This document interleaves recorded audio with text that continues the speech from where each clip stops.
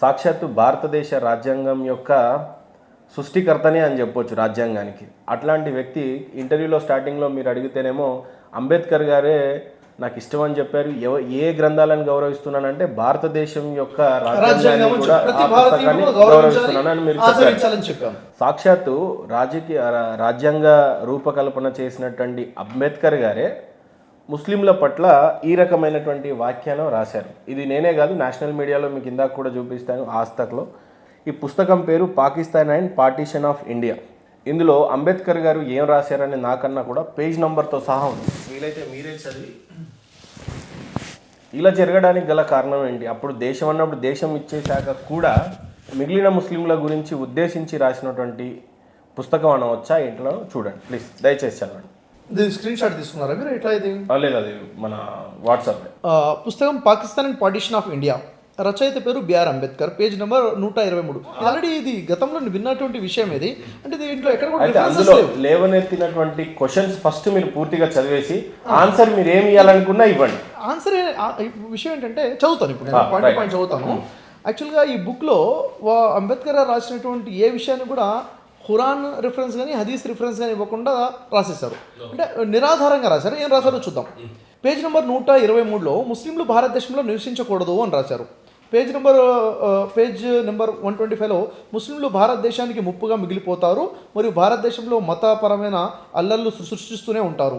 Page number 231లో burqa లైంగిక కోరికలు పెంచుతుంది, దీనివల్ల ఎక్కువ మంది పిల్లలు పుడతారు. పేజ్ నెంబర్ 233, 234లో ముస్లింలు సంఘ సంస్కరణ మరియు విజ్ఞాన శాస్త్రానికి బలమైన వ్యతిరేకులు. పేజ్ నెంబర్ 294లో ముస్లింలు తమ షరియా చట్టాన్ని భారత చట్టం మరియు రాజ్యాంగం కంటే ఎక్కువగా పరిగణిస్తారు. పేజ్ నెంబర్ 297లో అశాంతిని సృష్టించడానికి ముస్లింలు భారతదేశంలో మతపరమైన అల్లర్లను సృష్టిస్తూనే ఉంటారు. పేజ్ నెంబర్ 303లో భారతదేశంలోని హిందువుల ప్రభుత్వాన్ని ముస్లింలు ఎప్పటికీ అంగీకరించరు. పేజ్ నెంబర్ 332లో ముస్లింలు ఎన్నటికీ దేశభక్తులు కాలేరు. ముల్లాలను నమస్కరించే ఈ సోకాల్డ్ అంబేద్కరిస్టులు ఎవరు అని చెప్పేసి. సరే, ఇప్పుడు దీని మీద జస్ట్ 2-3 పాయింట్స్ చెప్తాను మహేందర్ గారు. ఎందుకంటే ఇప్పుడు మనం కలిసి చదువుతున్నాం, కలిసి విశ్లేషిద్దాం దీన్ని కూడాను. అంబేద్కర్ రాసినటువంటి దీంట్లో రాశారు అని చెప్తున్నటువంటిది ఎంతవరకు అంటే మనం పరిశీలించుకోవాలి. ముస్లింలు భారతదేశంలో నివసించకూడదు అన్నారు. అంటే ముస్లింలు భారతదేశంలో నివసించకూడదు అన్నప్పుడు భారతదేశంలో రాజ్యాంగం ఉండి ముస్లింల కోసం హక్కులు కూడా అంబేద్కర్ గారే రాశారు. ముస్లింలకు ప్రత్యేకంగా ఈ హక్కులు ఉన్నాయి, అందరూ సమానలే అని రాశారు. దీనికి సెల్ఫ్ కాంట్రడిక్షన్ అవుతుంది, మొదటి విషయము. రెండవది, ముస్లింలు భారతదేశంలో ముప్పుగా మిగిలిపోతారు మరియు భారతదేశంలో మతపరమైన అల్లర్లు సృష్టిస్తూనే ఉంటారు. అంటే ఇప్పుడు ముస్లింలు అన్నప్పుడు ముస్లింలు అందరూ ఇలా చేస్తారు అన్నది నిజమైన ఎంతవరకు వాస్తవం చూడాలి. ఇప్పుడు నేను ఒక ముస్లింగా ఉన్నాను, నన్ను ఈ మెసేజ్లో పెట్టి చూడండి, మత కలవలు ఎంతవరకు సృష్టిస్తున్నాం, ఏం చేస్తున్నాము అనే ఇది వింటున్నటువంటి ప్రతి వ్యక్తి కూడా తన చుట్టుపక్కల ఉన్న ముస్లింలు చూసుకుంటే ఎంత సోదరభావంగా మనం కలిసి ఉంటున్నాము, దీంట్లో ఎంత వాస్తవం ఉందని మనకు అర్థమైపోతుంది. పేజీ 230లో బుర్ఖా లైంగిక కోరికలు పెంచుతుంది, దీనివల్ల ఎక్కువ మంది పిల్లలు పుడతారు. మరి బుర్ఖా లైంగిక కోరికలు పెంచుతుందంటే బట్టలు కూడా వేసుకోకుండా తిరగాలి, లైంగిక కోరికలు ఉండకుండా ఉండాలంటే. ఇది ఇల్లాజికల్గా నాకు తెలిసి అంబేద్కర్ రాసి ఉండరు, ఇలాంటి ఇంత తక్కువ మెచ్యూరిటీ వాక్య రాసి ఉండరు. మధ్యలో ఏదైనా జరిగి ఉంటుందని నా ఆలోచన. ముస్లింలు సంఘ సంస్కరణ మరియు విజ్ఞాన శాస్త్రానికి బలమైన వ్యతిరేకులు. ముస్లింలు సంఘ సంస్కరణకి వ్యతిరేకులు అంటే, ఇప్పుడు నేనున్నాను, ఒక ముస్లింగా ఉన్నాను, నేను సంఘ సంస్కరణ, ప్రజల సంస్కరణ, వ్యక్తి నిర్మాణం కోసం ఇంత పాటు పడుతున్నాను. నాలాంటి వాళ్ళు డాక్టర్ ఏపీజే అబ్దుల్ కలాం గారు ఉన్నారు, ఫస్ట్ ఎడ్యుకేషన్ మినిస్టర్ ఉన్నారు. ఇలాంటి ఎగ్జాంపుల్స్ ఎన్నో ఉన్నాయి. ముస్లింలు అనేక మంది ఉన్నారు. మరి ఇది అంటే నోటికి వచ్చినట్టుగా మాట్లాడారు. పుస్తకం నిజం, పీడిఎఫ్ నిజం సార్. నేనేంటంటే ఒక ఇంటెలెక్చువల్ పర్సన్ అయితే ఇలా రాయరు. నా ఉద్దేశం కూడా ఏంటంటే ఒకసారి అయితే ఇంకా ముస్లింలు తమ షరియా చట్టాన్ని భారత చట్టం మరియు రాజ్యాంగం కంటే ఎక్కువగా పరిగణిస్తారు. ఇప్పుడు నేను చెప్పాను, మీరు ఇంతకుముందు నన్ను ప్రశ్నించినప్పుడు ఏమన్నారు, ఫస్ట్ మాట రాజ్యాంగం అని వచ్చింది. అంటే ఈ మాట ఖండించబడుతుంది. అంటే వితౌట్ ప్రూఫ్గా రాయబడినటువంటిది ఇది, అంతే. అశాంతిని సృష్టించడానికి ముస్లింలు భారతదేశంలో మతపరమైన అల్లలను సృష్టిస్తూనే ఉంటారు. ఇప్పుడు నేను కూర్చొని 10 గంటల నుంచి శాంతి ఎలా, ఐక్యత ఎలా అని మాట్లాడుతున్నానంటే మరి నేను ముస్లింని కాదా? మరి ఈ వాక్యం తప్ప అన్నది మనం పరిశీలించుకోవాలి. కాబట్టి 300 అంటే ముస్లింలు ఇలా చేస్తారంటే, ముస్లిమ్స్ ఏదైనా ఇప్పుడు ఉదాహరణకి ఖురాన్ ఉంది, హదీస్ ఉంది. ఖురాన్ ప్రకారంగా ఏదైతే ఉందో దీంట్లో ఏదైనా లోపం ఉందా, రిఫరెన్స్ ఇచ్చి ఫలానా ఖురాన్ మీరున్నారు. ఇప్పుడు దీనికన్నా మీరు వీడియో రిలీజ్ చేసి నన్ను ఆహ్వానించారే ఎవరైనా, మీకు నేను ఎక్కువ అప్రిషియేట్ చేస్తాను. మీరు రిఫరెన్స్ ఇచ్చి అడిగారు, మీ మాటకి చాలా వాల్యూ ఉంది, దీనికి వాల్యూ లేదు. ఎందుకంటే రిఫరెన్స్ లేదు, ఏదో నోటికి వచ్చినట్టుగా మాట్లాడినట్టు. సార్ పీడిఎఫ్ నేను పెడతాను, కాకపోతే ఇప్పుడు నాకు బాధ అనిపించిన విషయం ఏంటంటే ఫర్ ఎగ్జాంపుల్ చూడండి, ఇప్పుడు పుస్తకం కూడా ఉంది, అది ఆస్కార్ ఛానల్లో పెద్ద దుమారం లేపుతుంది. ఇది నేనేమంటానంటే పుస్తకం ఉంది, నేషనల్ ఛానల్ లేదండి పుస్తకం ఉంది, కానీ ఆ పుస్తకం వాస్తవంగా రాజ్యాంగం రాసిన అంబేద్కర్ గారిది అవునా కాదా అనేది. ఒకవేళ అంబేద్కర్ గారు రాసినా, ఆయన రాసింది ఇదే పుస్తకం అయితే, ఈ బుక్ నిజమే అయినా, అంబేద్కర్ గారు రాసిన దాంట్లో ఒక మాట రాసేటప్పుడు దానికి రిఫరెన్స్ ఇది, బుర్ఖాల వల్ల లైంగిక కోరికలు పెరుగుతాయి, ఎందుకంటే సైంటిఫికల్ రీజన్ ఇది, లేకపోతే ఖురాన్ వాక్యం ఇది, రిఫరెన్స్ ఇవ్వాలి కదా. లేదు.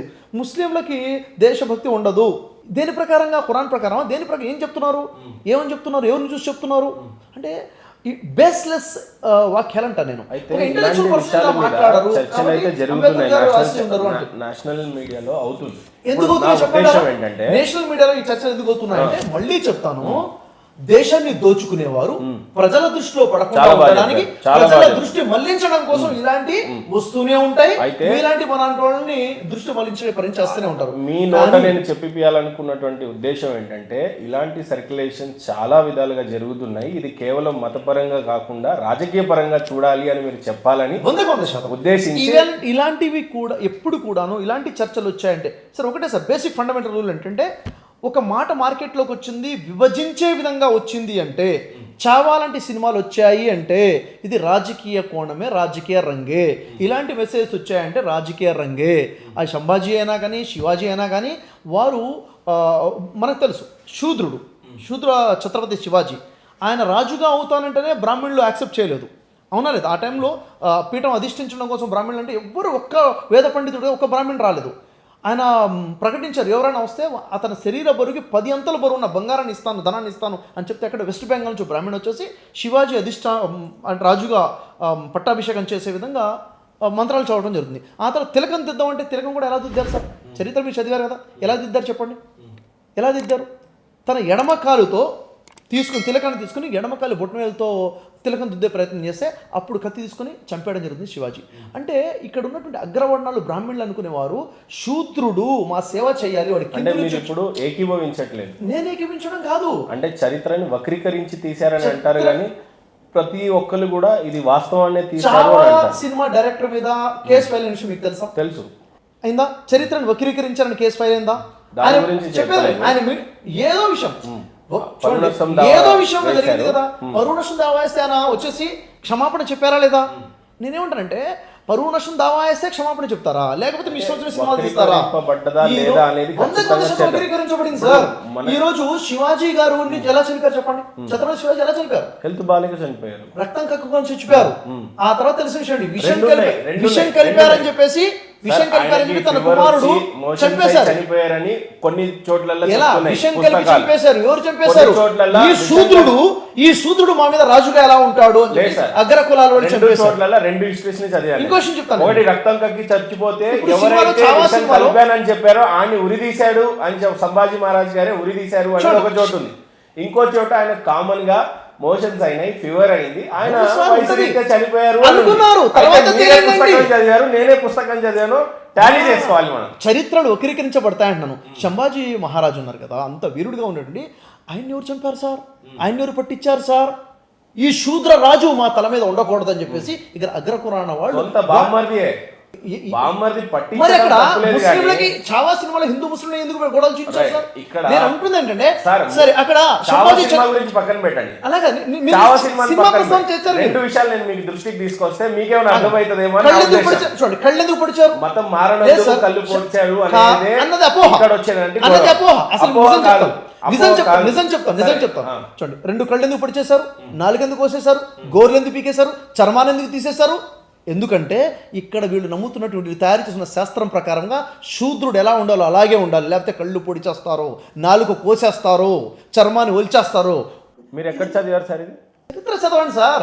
ఈ రోజు మీరు వాట్సాప్ యూనివర్సిటీ చూడండి, నేను చెప్పేదండి, మీరు మీడియాలో ఉన్నారు, మీరు ఒక్కసారి ఇప్పుడు ఇందాక నేను ఒప్పాను కదా సార్, అలా బామ్మర్దియే పట్టించాడు అనేది ఒప్పుకున్నారు కదా. పట్టించుకున్న తర్వాత అయితే సంభాజీ చనిపోయిన తర్వాత, సంభాజీ మహారాజుని చంపేసిన తర్వాత ఆ రాజ్యం ఎవరి చేతిలోకి వెళ్ళింది అది చెప్పండి నాకు. వాళ్ళ సొంత ఇంకో తమ్ముడు అన్న మరి చంపింది ఎవరు? అన్న చేతిలోకి వెళ్ళిపోయింది. ఇచ్చింది ఎవరు వాళ్ళకి? వాళ్ళ బామ్మర్ది తీసుకుపోయి అప్పచెప్పిన తర్వాత ఎవరు గెలిచింది ఎవరు? మొఘల్ సామ్రాజ్యంలో గెలిచింది ఎవరు? ఉద్దేశం చూడండి సార్. అంటే ఇక్కడ ఏమవుతుందంటే మీరు అరుచుకున్నంత మాత్రం ఏం రాదు. నా ఉద్దేశం గారు ఇక్కడ విషయం ఏంటంటే అగ్రకురాన వాళ్ళు ఈ శూద్రుడు రాజ్యాలు అవుతాడు, శూద్ర ఛత్రపతి శివాజీ మా మీద రాజ్యం ఎలా చేస్తాడు అని చెప్పేసి చూడండి, మానవులందరూ సమానులే సార్. కానీ ఇవన్నీ వాస్తవమే సార్. ఔరంగజేబు ఇదే వాస్తవం, మారకుండా ఇదే వాస్తవం. ఇది మొత్తం చూడండి. అంతెందుకు ఇప్పుడు దొరికారు కదా సంభాజీ మహారాజ్ గారు, దొరికిన ఆ టైం ఆ ప్రాంతంలోనే అక్కడ గుళ్ళను ధ్వంసం చేసి ఈయనని కట్టి లాక్కొని ఈడ్చుకొని తీసుకెళ్ళి ఇద్దరు రాజుల మధ్య జరిగినటువంటి పోరు అది, ఇద్దరు రాజ్యాల మధ్య జరిగిన పోరు. ఓ విషయం చెప్తాను, ఇక్కడ విషయం చెప్తాను, మీరు బాధపడవద్దు సార్. సార్ ఫైనల్ మొఘల్ సామ్రాజ్యం భారతదేశం మొత్తాన్ని ఆక్యుపై చేసిన తర్వాత మిగిలిన ఇంత చిన్న రాష్ట్రం మొఘలు రాజులని భారతదేశంలోకి మొఘలు సామ్రాజ్య రాజులు ఫస్ట్ భారతదేశంలోకి వచ్చారా? వాళ్ళని ఇక్కడ నుంచి ఎవరైనా పిలిచారా చెప్పండి? లేదు, ఆయన దండయాత్ర చేసుకుంటూ వస్తూనే ఉన్నాడు. రాజ్య విస్తరణ జరుగుతుంది. ఇక్కడ ఉన్నటువంటి రాజులు ఒకళ్ళంటే ఒకళ్ళు పొడక మొఘల్ రాజులు పిలిచారు, ఆహ్వానించారు. మీరు మొఘల్ రాజు పక్షాన ఎందుకు వకాలత్ పుచ్చుకుంటున్నారు నాకు అర్థం కావట్లేదు. ఇక్కడ ఎందుకు చెప్తాను ఎందుకు మన భారతదేశం చెప్పండి, మన దేశాన్ని ఆక్రమించారు. ఎందుకు చెప్పిన ఆ మతం ఆకులో మనకి ఎక్కడి నుంచి వచ్చారు చెప్పండి? ఎవరు ఎక్కడి నుంచి వచ్చారు? అరబ్ నుంచి వచ్చారు. అరబ్ నుంచి రాలేదు. ఎక్కడి నుంచి వచ్చారు? అసలు అరబ్బుకి వాళ్ళకి సంబంధం లేదు. ఇస్లాంకి రాజుకి ఏ సంబంధం? ఇప్పుడున్న భారతదేశం వేరు, అఖండ భారత్ వేరు. అవును, ఆఫ్ఘనిస్తాన్ భారతదేశంలో భాగం కాదా? అవును, అప్పటికి ఆల్రెడీ కాందహార్ ఎలా భారతీయులే భారతదేశంలో ఉన్న తక్షశీలను తగలబెట్టింది ఎవరు? సరే, ఇప్పుడు విషయం ఏంటంటే ఫైనల్గా ఇప్పుడు చర్చించుకుంటే మనం ఇంకో 10 గంటలు మాట్లాడుకోవచ్చు. నేను చెప్పాలనుకున్న విషయం ఏంటంటే ఎప్పుడు కూడా ఇలాంటి మెసేజ్ ఏదైనా వస్తే ఇది ప్రజలను విడగొట్టడం కోసం వచ్చిందా, కలపడం కోసం వచ్చిందా అన్నది చూసుకోవాలి. ఇక్కడ 2 మైండ్ సెట్స్ ఉన్నాయి సార్. భరతమాత ముద్దు బిడ్డల మైండ్ సెట్ ఒకటి ఉంది, బ్రిటిష్ మత అక్రమ సంతానం మైండ్ సెట్ ఒకటి ఉంది. కలిపేవాళ్ళు భరతమాత ముద్దు బిడ్డలు, ప్రజల హిందూ ముస్లింల మధ్య ప్రేమని ఐక్యతను తీసుకొచ్చేవాళ్ళు. విడగొట్టే విధంగా చేసేవాడు మాత్రం వాడు భారతదేశంలో ఉన్నా కానీ వాడు బ్రిటిష్ మత అక్రమ సంతానంగానే నేను చూస్తాను. విడగొట్టేవాడు భారతీయుడు కాదు, కలిపేవాడు నిజమైన భారతీయుడే నేను నమ్ముతాను. సో మీలాంటి మాట్లాడుతున్నారు మీరు.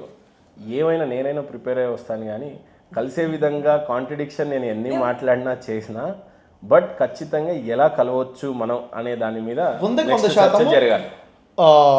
భారతదేశం నా మాతృభూమి, భారతీయులందరూ నా సహోదరులు.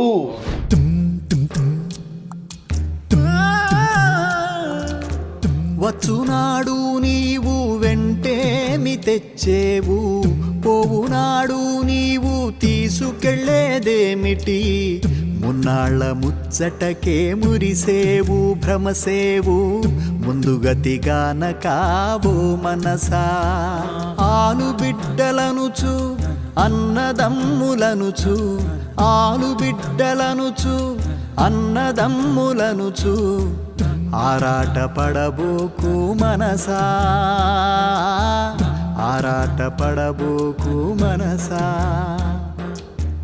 వారిని వదిలి నీవు వెళ్ళేటి రోజున, వారిని వదిలి నీవు వెళ్ళేటి రోజున, నీ వెంట ఎవరు రారు మనసా, నీ వెంట ఎవరు రారు మనసా. ఆస్తిపాస్తుల కొరకు అస్తమానం నీవు, ఆస్తిపాస్తుల కొరకు అస్తమానం నీవు, కుస్తీలు పట్టేవు మనసా, కుస్తీలు పట్టేవు మనసా. అస్థిరముల పైన గస్తీలు నీకేలా, అస్థిరముల పైన గస్తీలు నీకేలా, వాస్తవమాలోచించు మనసా, వాస్తవమాలోచించు మనసా. ఊపిరున్నన్నాళ్ళు ఊరిలోని వారు, ఊపిరున్నన్నాళ్ళు ఊరిలోని వారు, మావాడు అంటారు మనసా,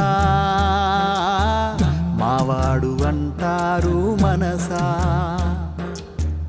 ఊపిరిపోగానే భార్యా బిడ్డలు కూడా, ఊపిరిపోగానే భార్యా బిడ్డలు కూడా, నిన్ను తాక జంకుతారు మనసా,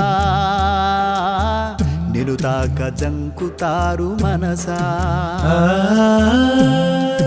నీదన్న దేహమే నిన్ను కాదని పోవు, నీదన్న దేహమే నిన్ను కాదని పోవు, నిదనేదేదికా మనసా, నిదనేదేదికా మనసా. ఎవరిది ఏదీ లేదు, ఏదీ నీతో రాదు, నిజమింతే తెలుసుకో మనసా, నిజమింతే తెలుసుకో మనసా.